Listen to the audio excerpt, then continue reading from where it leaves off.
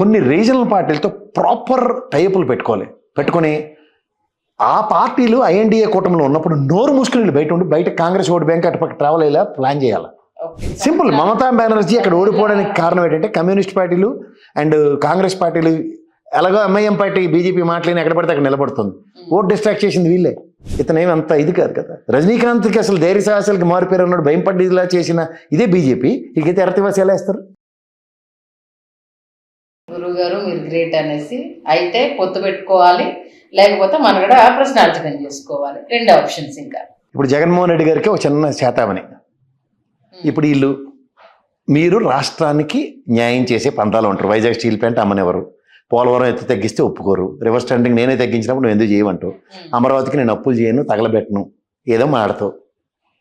నువ్వు మంచిగా చేస్తున్నావు రాష్ట్రానికి, లిక్కరు ప్రభుత్వం అమ్ముతుంది, మంచి మందు ఇస్తాం, కానీ బదనామం అయిపోతారు.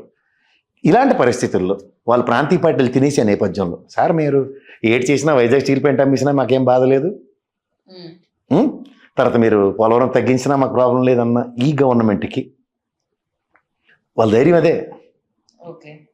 ఈయనేమో సింగిల్గా వస్తాను, పాదయాత్రతో జనజీవన స్రవంతిలో పెనుమార్పు తీసుకొస్తాను, ఇవన్నీ దీంట్లో ఉన్నాడు ఆయన. ఏం చేసినా అసలు ఇక్కడ ఒకటే చెప్తాను, ద్రౌపదికి బాగా తెలుసు నా మొగుళ్ళు 5 జడ్డి వెదవలని, కానీ ఆవిడకి వెనకాతల భగవంతుడు కృష్ణ పరమాత్ముడు ఉన్నాడని.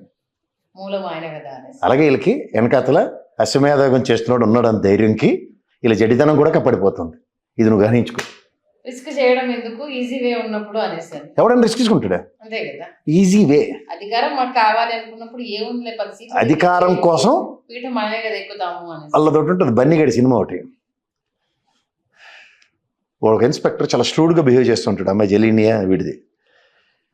కాస్ట్ పరంగా వాడు తీసుకొచ్చి భోజనం పెట్టి వాడు ద వే హ్యూమిలేట్స్ అన్ని చెంపదెబ్బ తినేటప్పుడు గుర్తుండాలి అనేసి అని చెంపదెబ్బ కొడతాడు, ఏదో చేస్తాడు వాడు. అవును, పీక్స్ అన్నమాట అది. అధికారం ఉన్నోడు ఏం చేస్తున్నా ఆడు జడ్డి వేదలో పడ్డాడు. ఆ పరిస్థితి క్రియేట్ అయ్యి ఉంది ఇప్పుడు అందరికి, ముఖ్యంగా ప్రాంతీయ పార్టీలకి. ఇది ఒక శాతవని. ఎట్లంటే ప్రశ్నించిన అందరూ మానేస్తారు కదా సార్. ఇంకా ఎందుకంటే ఏదో ఇప్పుడు ప్రశ్నిస్తాను పవన్ కళ్యాణ్ ఏడు చేసాడు, సన్నిధానం ఇక్కడ శాత తీరుతాను సార్ అని వాళ్ళు సంఖ్య ఎక్కాడు. అంచేత అవన్నీ అంటే ఏ రాష్ట్రంలో ఫైటింగ్ స్పిరిట్ ఉండదు. ఇంకా అది చంపడమే వాళ్ళ ప్రాథమిక ధ్యేయం. ఇప్పుడు నీకు ఇంకోటి చూడమ్మా, నువ్వు జాగ్రత్తగా గమనించు. ఈ సుష్మా స్వరాజ్ గారు వీళ్ళందరూ ఉన్నప్పుడు నెత్తికి సిలిండర్లు పెట్టుకుని ఉల్లిపాయలు ఎట్టుకెళ్ళిపోతే ప్రభుత్వాలు కూలిపోయి వీళ్ళు ప్రజలను ఎలా తయారు చేశారు చూసావా? కన్వర్టెడ్ హిందూస్ని పెట్టి చూడు. రఘురామకృష్ణరాజు గారు ఎక్కడ లేని ఆకివీడు రాముడు టెంపుల్ తీసుకొచ్చాడు ఆయన. అసలు ఇప్పుడు మనకి ఎల్లమ్మ టెంపుల్ రోడ్డు మీద ఎక్కడ పడితే అక్కడ ఉంటాయి, ఉదాహరణకి గ్రామ దేవతలు.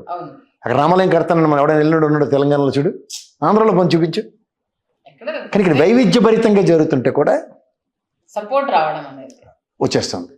కానీ ఇక్కడ మీరు జాగ్రత్తగా గమనిస్తే గ్రామ దేవతలకి కుల దేవతల కన్నా రాముడు చాలా స్టాల్ వర్డ్. దానికోసం ఎవరు వీళ్ళు ఎలాగైనా అడాప్ట్ చేసుకుంటారు కన్వర్టెడ్ హిందూస్.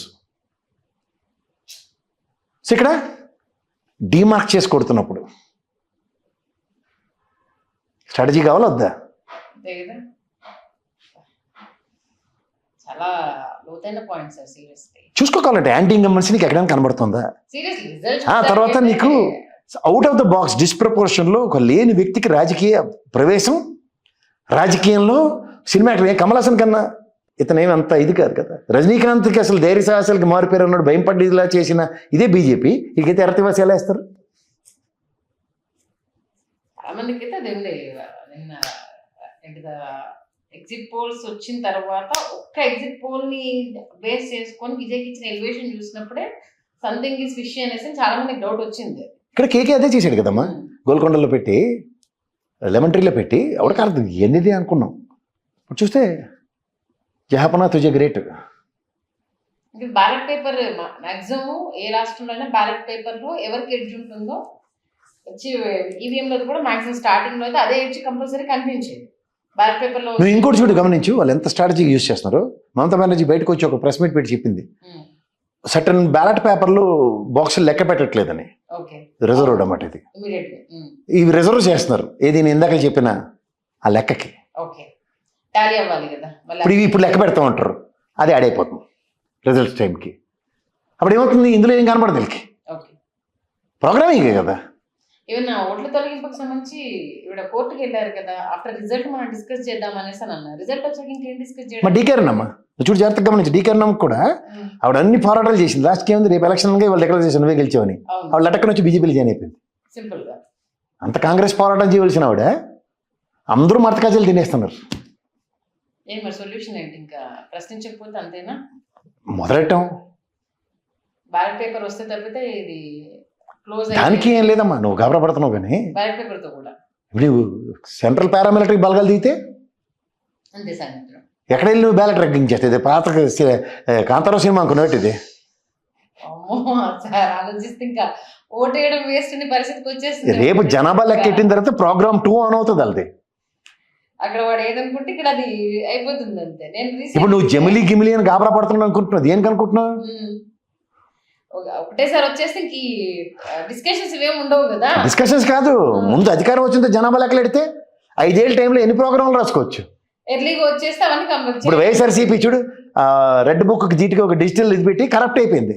ఓకే, తర్వాత అబ్బా రీసెంట్ ఒక యూట్యూబ్ దాంట్లో చూసాను సార్, రాటాక్స్ అనేసి వంశీ పాడ్కాస్ట్ దాంట్లో వాషింగ్ మిషనైజ్ ఎలా ఉంటుంది, వాడు ఆ ప్రోగ్రామ్ లో చిప్పు పైన రాసి పెడతాడంట. ఇది 3 years లోపు రిపేర్కి వస్తుంది, ఇది 2 years లోపు రిపేర్కి రాదు. ఎందుకంటే వారంటీ వచ్చేసి 3 years 2 years ఉంటుంది.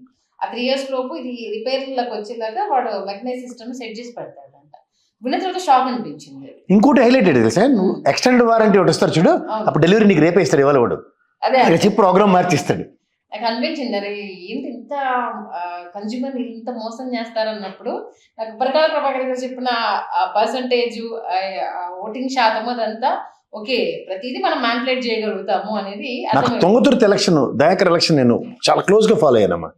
కలెక్టర్ నెత్తి నోరు ముట్టుకుంటున్నా బ్యాలెట్ బాక్స్ లెక్కట్లే. ఓకే, అవునప్పుడు అది ఇష్యూ అయింది. అవును, ఎదురైంది అనుకున్నా.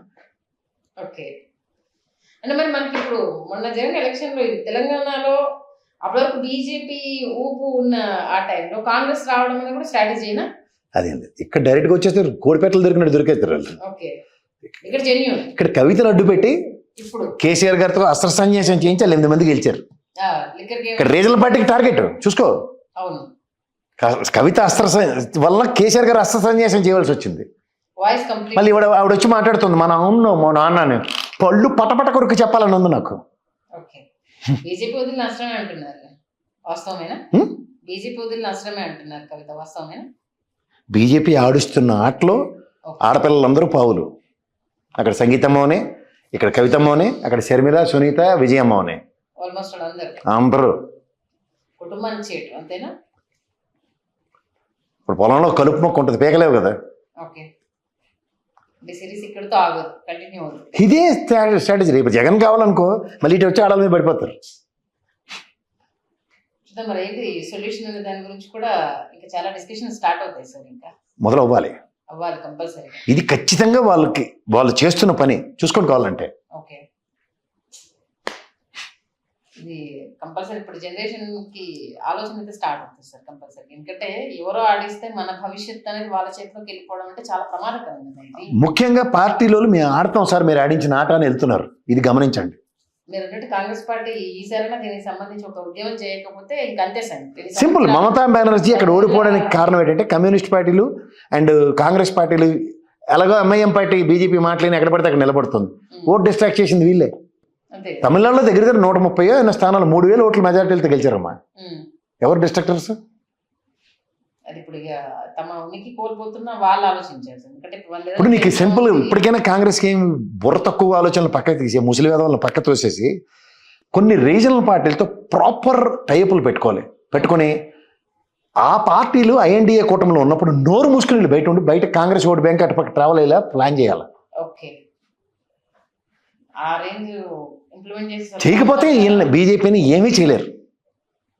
చూద్దాం మీరు అన్నదాని ప్రకారం ఎప్పటికైనా పాఠాలు నేర్చుకొని కరెక్ట్ వేలో వెళ్తారో లేదో అనేది.